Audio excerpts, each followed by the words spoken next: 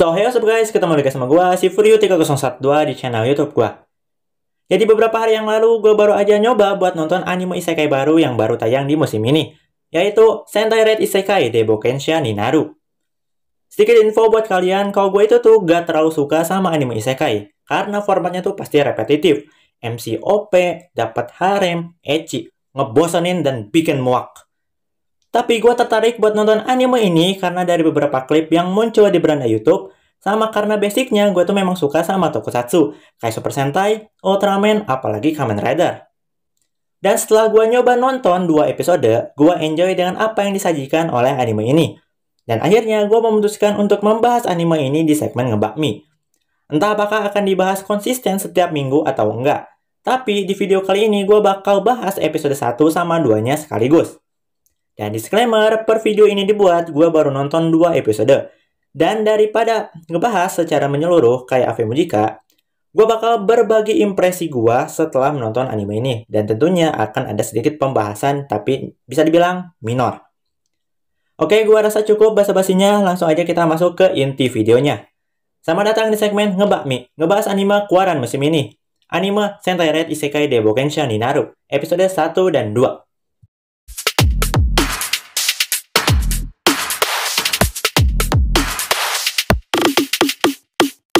Di awal episode 1, kita dikasih lihat akhir pertarungan dari tim Super Sentai kita, dengan boss terakhirnya dan juga diakhiri oleh Red Sentai kita sendiri.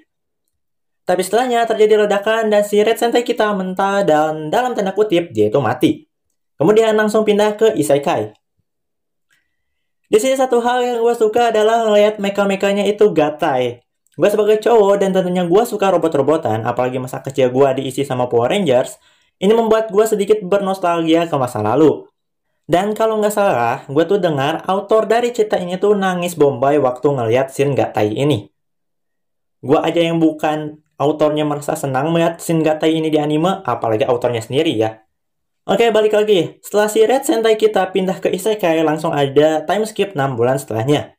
Gua rasa ini memang perlu, apalagi ngejelasin ke penonton yang udah kenyang sampai muak nonton Isekai soal si karakter yang pindah dunia itu bakal buang-buang waktu doang.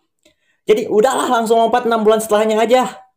Apa itu penjelasan tentang Isekai? Kami tidak perlu. Kami sudah muak dengan semua itu. Langsung aja ke intinya. Next, kita kemudian beralih pada suatu situasi yang memperlihatkan kita top yang sangat besar dari seorang gadis penyihir bernama Yidra. Yang dimana cewek ini melakukan seleksi untuk para petualang dengan menggunakan golemnya. Tapi petualang yang datang tuh pada ampas.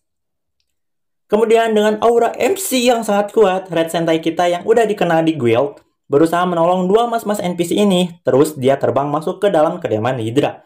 Lalu battle di sana. Kemudian dengan cepat dia langsung henshin jadi wujud Sentainya.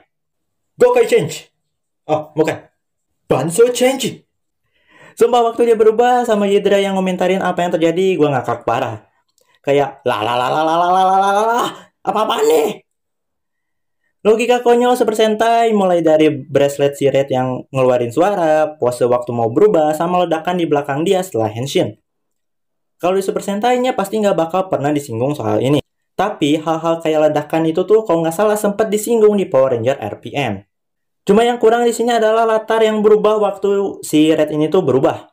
Kalau di Super Sentai itu pasti punya latar khusus buat mereka berubah kayak tiba-tiba masuk domain khusus gitu. Nah harusnya tambahin tuh biar bikin Hydra makin bingung sampai bikin dia mikir, lah rumah gua berubah. Sama collectible item yang dipakai sama si Red ini tuh ngingetin gua sama mainan waktu gue SD. Gua nggak tahu apakah anak-anak zaman sekarang relate atau kalian juga relate dengan ini. Tapi item ini tuh ngingetin gue sama mainan yang kalau dijepret ke tangan itu bakal melingkar terus jadi kayak gelang. Oh, sama soundtrack waktu Red-nya berubah, itu literal opening Super Sentai. Apalagi waktu disebut nama Sentainya. Banso Sentai, Kizuna Faivu.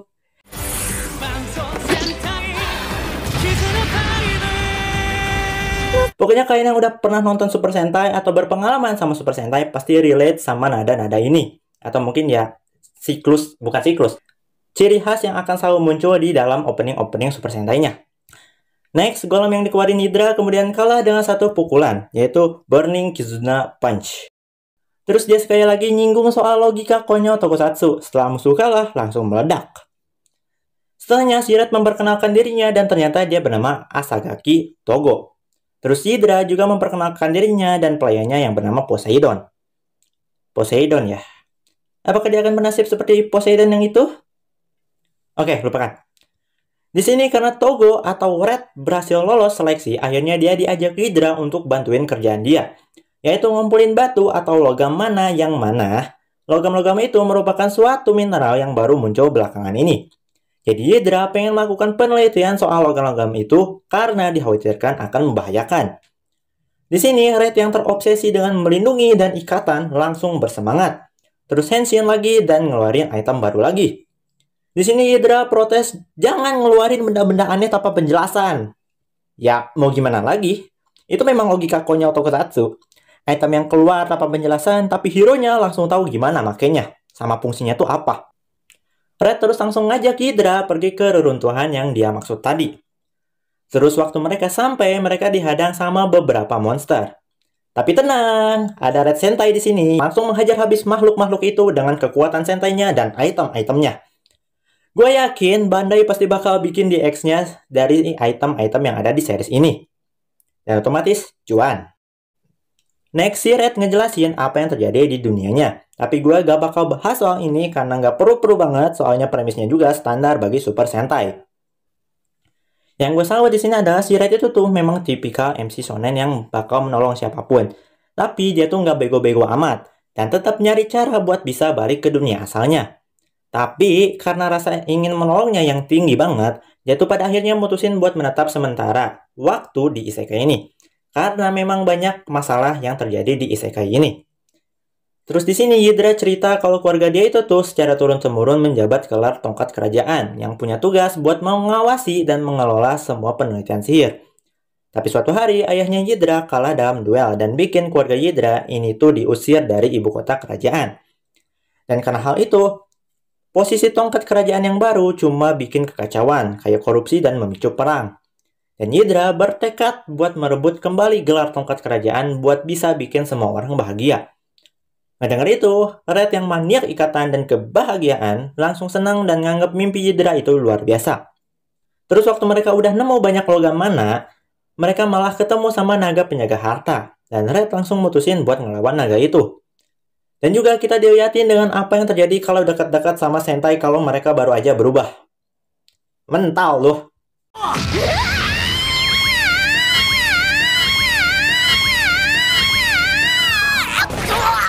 Di sini Red langsung ngeluarin mekanya, yang anehnya semua meka itu tuh keluar karena perintahnya.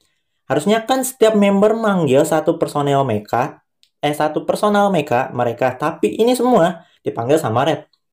Sangat spesial sekali Red Sentai kita ini. Singkatnya, Red berhasil mengalahkan naga itu dengan tembakan dari mekanya. Setelah kredit, kita dilihatin Red yang lagi nyari-nyari kerjaan di guild. Di sana dia ketemu lagi sama Hydra yang ternyata si cewek ini tuh memutusin buat jadi petualang. Dan minta Red buat satu party sama dia. Terus waktu Red bilang mungkin aja alasan dia ke dunia ini cuma buat ketemu sama Hydra. Dengar itu, Hydra langsung tersipu malu dan otaknya nge-lag. Di sini ditunjukin kalau Hydra itu seolah punya rasa sama si Red. Meskipun gua terima-terima aja sama hubungan romans semacam itu, tapi dengan MC goblok dan tolol kayak Red, gua ragu hubungan mereka bakal official di ceritanya nanti. Kalaupun official, pasti nanti setelah cerita ini berakhir, yang nggak tahu itu kapan. Dan satu hal lagi yang gua harapkan dari anime ini adalah, please, jangan harem. Jangan harem. Gua muak dengan harem. Oke, lanjut ke episode 2. Ngelihat Red yang bisa berubah, Hydra nyoba buat ngelakuin penelitian pada tubuh Red dengan cara mengambil sampel darahnya. Mungkin aja di dalam darah Red itu tuh punya sedikit mana. Tapi si Red ini ternyata takut sama jarum suntik. Payah. Oke, di sini kemudian kita ditunjukkan dengan openingnya yang berjudul Choose I. Gue suka openingnya benar-benar kayak vibe shonen yang nunjukin semangat membara dari masa muda dan juga keberanian. Sama, visualnya juga oke. Gue suka. Di beberapa scene itu kayak yang high-tech banget. Dan pewarnaannya juga nggak banyak warna yang macam-macam. Cenderung lebih banyak penggunaan warna hitam yang dipadukan dengan beberapa warna yang sesuai dengan karakter yang ditunjukkan. Ini kemungkinan bakal jadi salah satu opening yang nggak bakal gue skip di musim ini. karena enak aja gitu di telinga gue, dan juga gue suka sama stylenya. Oh iya, outfit dari Red ini tuh ngingetin gue sama outfit dari karakter Zack dari animasi Zack Strom. Ada yang pernah nonton? Oke, setelah opening kita ditunjukkan dengan Hydra yang menerima status tag, yang jadi dia sebagai seorang petualang. Di tag itu nunjukin status dari setiap petualang. Terus waktu Hydra nanya gimana status Red dan ngecek statusnya, yang keluar malah Space Art. Mana keren lagi coy! Apalagi di bagian visornya yang nunjukin sebagian wajah Togo. Dan di sini data statistiknya benar-benar kayak data statistik Kamen Rider sama Super Sentai di real life. Kayak kekuatan pukulan sama kekuatan tendangan yang dipisah, sama kemampuan lompatan dalam sekali lompat. Seharusnya ada kecepatan berlari di sini. Biasanya sih 100 meter per berapa detik, kayak gitu. Di sini kemudian ada narator yang ngejelasin semuanya, dan ya tentunya gue nggak bakal bahas soal ini. Terus setelahnya, dua mas-mas NPC yang muncul di episode 1 datang lagi. Di sini mereka berdua malah nyari ribut sama Hydra dengan ngejelekin nama ayahnya. Dan tentunya Hydra nggak terima. Terus waktu mereka hampir aja gelut di guild, Red langsung menengahi masalah ini dan ngajak dua mas-mas tadi yang namanya Zatsu dan Lane buat battle dengan cara nyelesain quest. Singkatnya, mereka mulai tuh battle mereka, dan tentunya Red langsung berubah. Banso Chenji! Tapi gegara ledakan yang disebabkan Red, setelah Henshin malah mancing para Minotaur mendekat, dan itu ngebikin mereka mesti battle ngelawan Minotaur itu. Di sini tentunya Red unggul dari segi kekuatan, teknik, device, pokoknya segala macam lah. Dan sekali lagi nunjukin logika konyol dari Super Sentai yang mana mereka tuh sering banget dikeroyok sama Kroco yang begonya nggak ketulungan. Dan menang meskipun mereka cuma seorang diri. Dan waktu Red nyoba manggil Maximum Kizuna Kaiser atau mecha yang udah gatai miliknya, mechanya malah nyangkut di goa. Bagus. Masuk akal. Karena gue belum pernah ngeliat mecha Super Sentai battle di dalam goa dan sampai ngancurin goa. Kalau perkotaan mah ya udah sering lah, dan itu gue yakin pasti bakal muncul di anime ini juga. Tapi meskipun nyangkut, dengan ngesummon mechanya aja udah lebih dari efektif buat ngalahin para Minotaur tadi.